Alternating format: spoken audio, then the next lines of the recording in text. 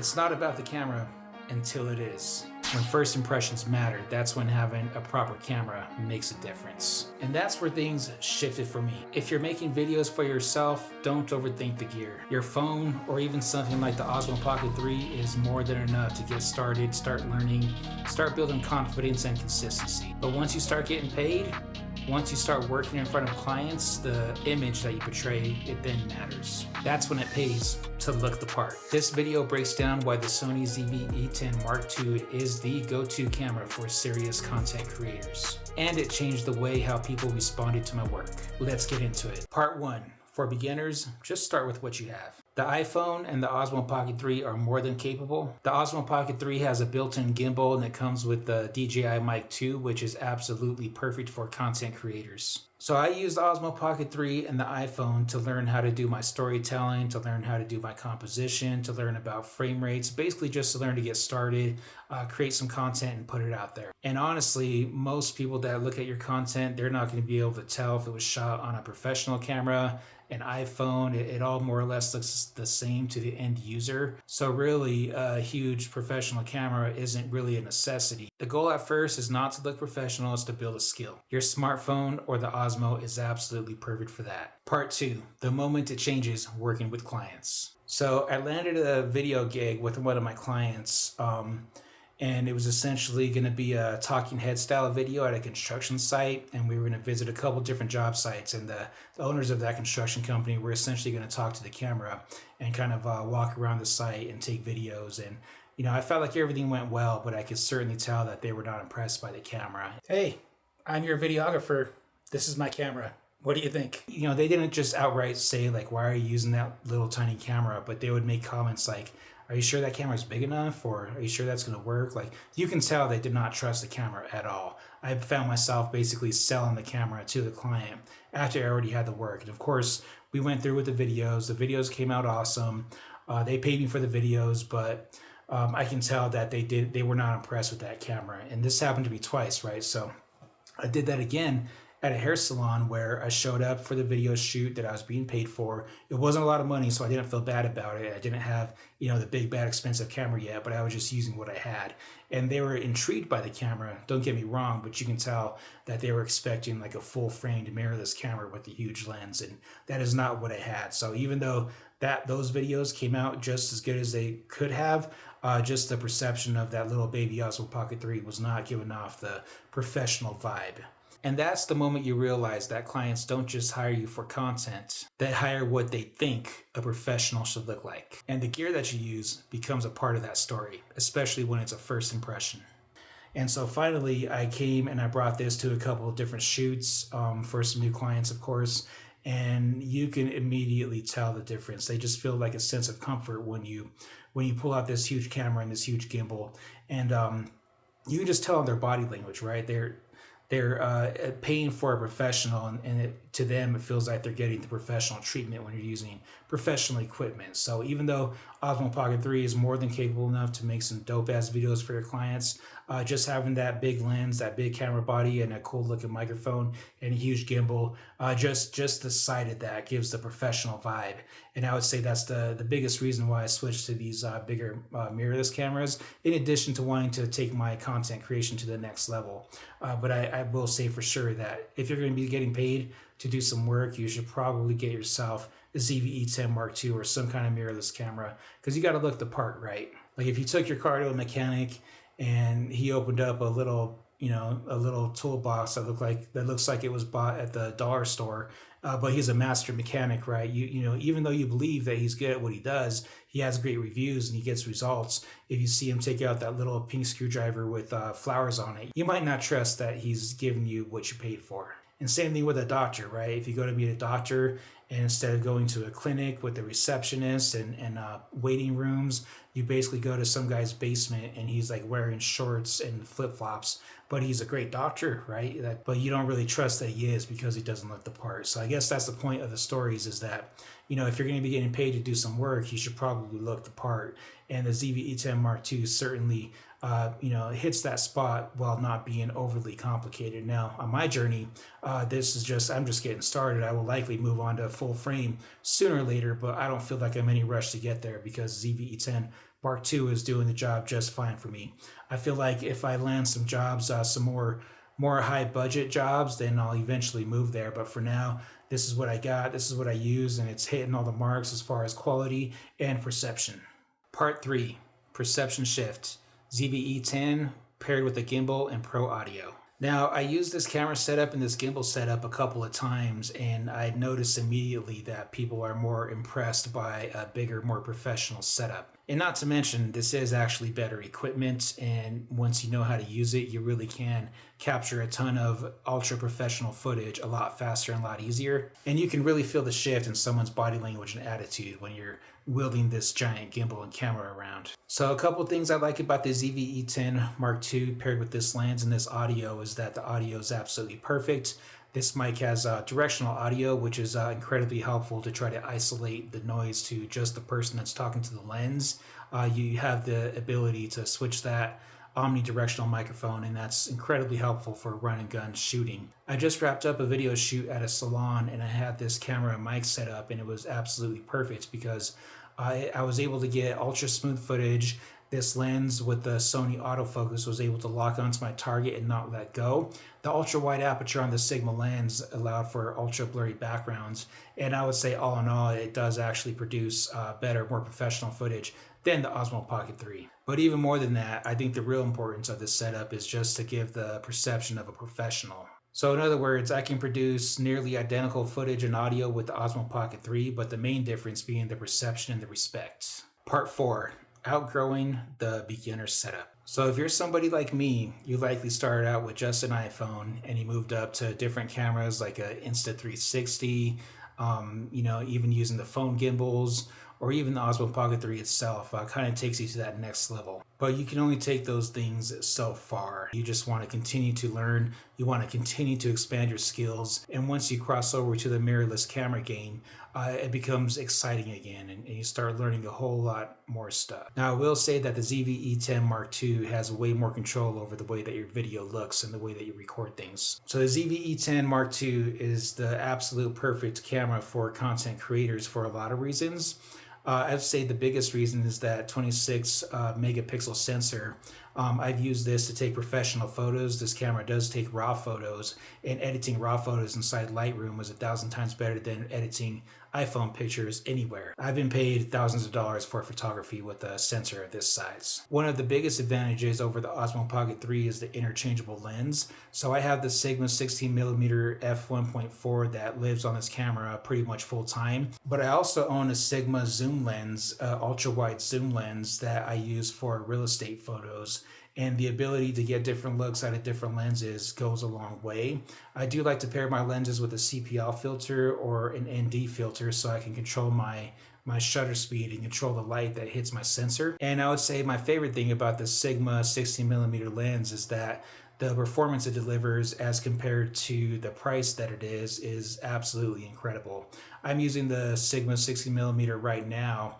I have it set at its widest aperture, and you can see that my background is blurry. So this appears to be taken on a much more expensive camera, but the footage is nearly identical to its full frame counterparts. Now, yes, this camera doesn't perform as well in low light, but I'm not the kind of guy that shoots things in ultra low light regardless. So another key component to my setup is a Sony ECM-M1 microphone, which I just bought off Amazon. I think I paid nearly $300 for it, but it was well worth its weight in gold. It's ultra low profile, it makes it look nice and sleek on top of this small camera body.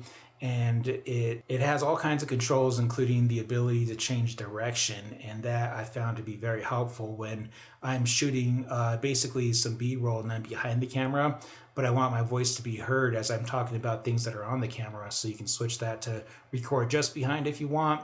You can switch it to record all around 360 to catch those ambient noises, or you can narrow the focus to just right in front of the lens, and that is a huge advantage. Not to mention that it plugs directly into the Sony hot shoe, which means that you don't need a wire to plug in a microphone. Now, one thing about the ZV-E10 Mark II is that the mic input also happens to be on the side of the camera where the screen flips out. So in other words, if you plug in an auxiliary microphone, then it's going to take up a part of your selfie screen as you flip the screen back towards you. Now this microphone, it records in 24 bit rate, and the audio coming out of this thing is probably the best audio I've ever recorded, as a new videographer. In fact, it's what I'm using right now.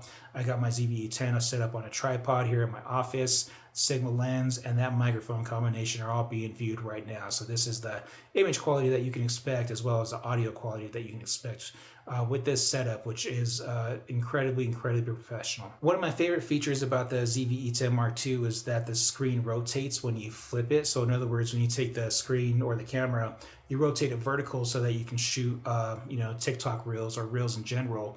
You can shoot your reel with the full 4K resolution, but the screen itself, the user interface actually rotates with it so that you can still see all your buttons, you can still see all your statuses, and you can adjust things on the screen as they appear, because everything just flips to match the orientation of the camera. I think this is a pretty awesome feature, and honestly, I was on the fence about buying the Lumix S9 because of its ability to shoot an open gate, because I thought I could use that to shoot horizontal and vertical.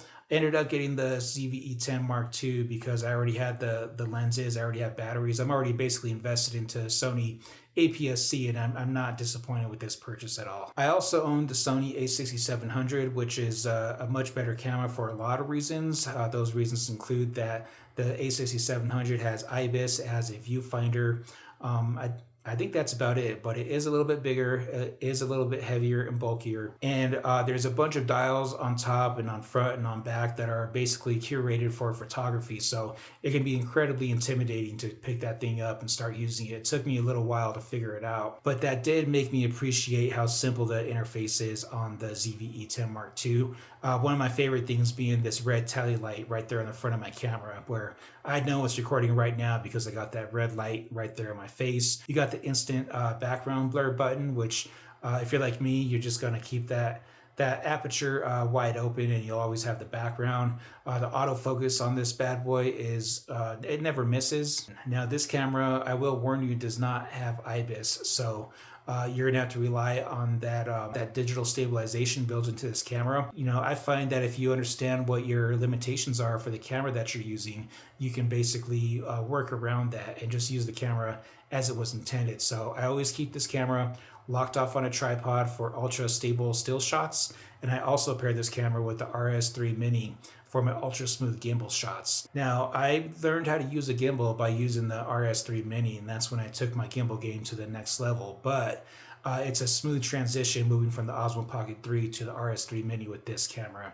And this camera has so many more benefits, including more control. And not only that, but like when you upload the footage from the Osmo Pocket 3 onto your computer, you got to plug in a USB-C, and sometimes it gets disconnected before the footage is done. But with the ZV-E10 Mark II, you just pop that card out, that SIM card out of your camera, stick it into your computer, and then the files transfer so much faster and easier that way than stick it right back in your camera. I find that this camera is easily my favorite camera for the purpose of content creating and professional gimbal work. At a certain point, you don't just want to make videos, you want to make an impression. The ZV-E10 Mark II is a sweet spot. Pro features, beginner-friendly controls, and a price point that makes sense. So I bought this camera on Facebook Marketplace used for $800, which is an absolutely fantastic deal. I already owned the Sigma lens, which I also bought on Facebook Marketplace for $150.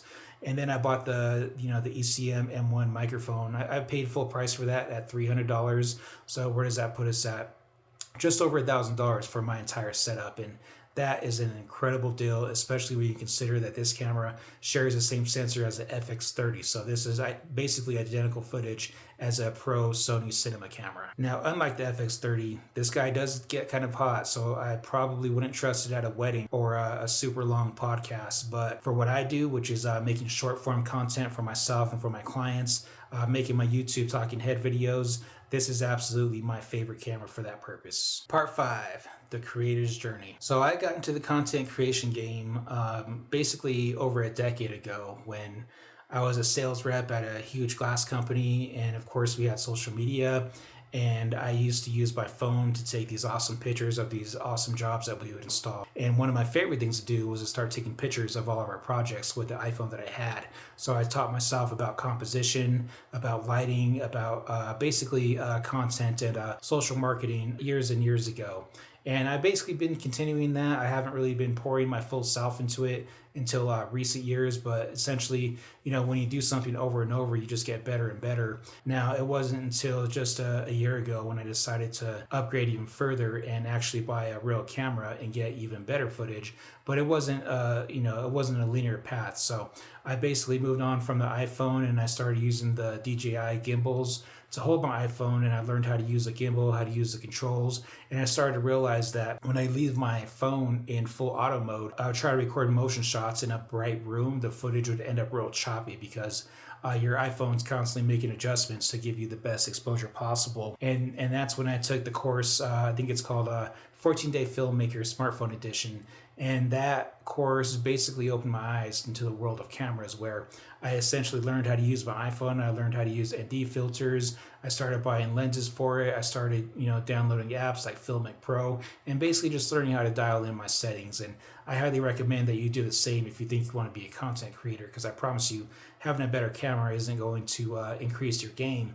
You essentially have to master on the tool that you have already. And I'm pretty sure you have an iPhone in your pocket right now, or something very similar. All the phones, all the smartphones these days have incredible cameras, incredible software that goes into processing those images. But then eventually that can only take you so far. So eventually you're going to want to upgrade that. And the Osmo Pocket 3 is a perfect next step, because it introduces a whole new way of thinking about cameras, a whole new way of setting up your camera, having that gimbal built in and switching from, you know, 24 to 60 frames per second, playing with slow motion and just learning about all the different ways of basically videography skills. That is a very excellent next step. And honestly, most of the time when I shoot for myself or for clients that I trust, or if I'm by myself, essentially I'll still use the Osmo Pocket 3 to record our products and products that I film, because the footage is just so dang good for what it is. Now, eventually I moved on and I bought the Sony ZV-E10. That camera honestly wasn't the best. I kept it for like 6 to 8 months, specifically to learn how to use a Sony camera. And from there, I jumped up to the Sony a6700 because I needed a way to take much more professional photos, and the photos coming out of the ZV-E10 just weren't cutting it, but I still used it for my YouTube and my short form content for quite a while. Now, eventually I picked up the ZV-E10 Mark II, which I've had for maybe a month, and the controls on this camera are basically identical to the ones on the ZV-E10, but it has a lot more oomph, a lot more, you know, it's like it's like a powerhouse packed into a little tiny body. And because of that, it's small, it's light, it fits on small tripods super easy, and that Sony microphone on top compared with this Sigma lens is basically going to be my setup for a long time. The ZV-E10 Mark II is actually my favorite camera for video specifically. For me, it's just about getting 1% better every single day and just trying to go out there and do what you love. Now, I love doing this. I love learning new things, and that's essentially what keeps me going. It's not like I'm getting rich off of this, but I feel like I am getting better, and I'm here for you. If you're a new content creator and you're thinking about getting your first mirrorless camera, I can't recommend the Sony ZV-E10 Mark II enough. When people ask me what camera they should buy for the purpose of content creation, I don't hesitate. I tell them this camera with this lens with this microphone, the Sony ECM-M1, the Sigma 60mm f1.4, and the Sony ZV-E10 Mark II. This is an absolute powerhouse of a camera setup, and I absolutely love this. With that said, thank you for tuning in. If you have any questions for me about this camera, just drop it in the comments. I'm not, you know, a hardcore videographer full time, not yet, but I get better every week, and that's the point of this channel, is to help elevate, you know, my people, my new content creators. Let's elevate together. Let's achieve our goals, and let's move on to the next step. Thanks, guys. Peace.